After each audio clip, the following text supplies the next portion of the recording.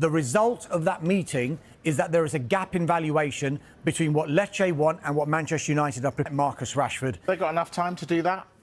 Potentially, yeah. If they can offload the players like Eric Garcia and Ansu Fati, easier said than done, admittedly, then maybe they can create that salary space for Marcus Rashford to come in. AC Milan were the front runners earlier on in this transfer window. Their interest seems to have cooled. Borussia Dortmund as well were looking to do a deal with Marcus Rashford and Manchester United, but the finances are such that it's so problematic to do a deal for Marcus Rashford.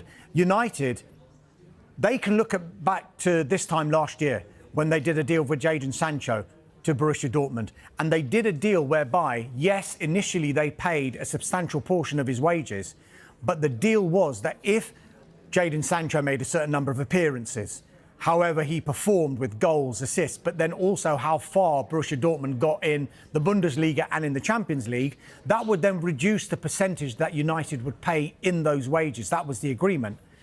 They got to the Champions League final. And in the end, I think Manchester United actually made more money than what they would have had to have paid if Jadon Sancho stayed at Manchester United. The other option, of course, is Marcus Rashford, come 11 p.m. on February the 3rd, is still a Manchester United player, in which case there might have to be a bit of reintegration into the first-team squad so that he is playing until the end of the season. James, explain something to me.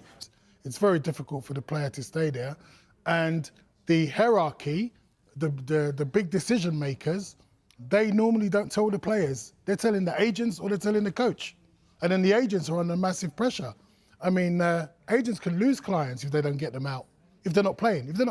But Chelsea pay very well. You know, they're a very financially strong club. So, you know, playing for Chelsea, big club, a lot of players don't want to leave.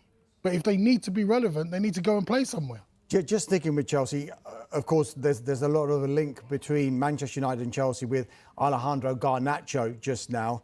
The interest is there, no official offer. Napoli also interested in Alejandro Garnacho.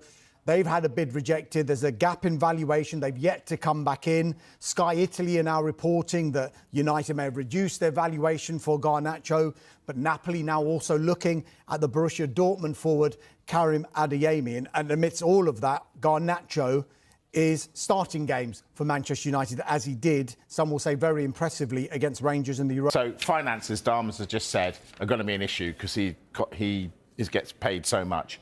Barcelona, who can't afford a bean. How can that possibly work? Yeah, again, I think Damas says it pretty well, that as long as Barcelona can clear some space, that's going to be crucial, which, as you mentioned, is not very easy in this window. I think the signing Marcus Rashford for a lot of... Sorry, Patrick Dorgu. Lecce have told Manchester United that they don't want to sell or allow him to leave in this transfer window, but that could just be a negotiating tool. Now, we have seen pictures from Sky in Italy, Gianluca Di Marzio. United, we think, want to do a deal of around 35 million euros all in. Lecce, we think, want to do a deal 45 million euros.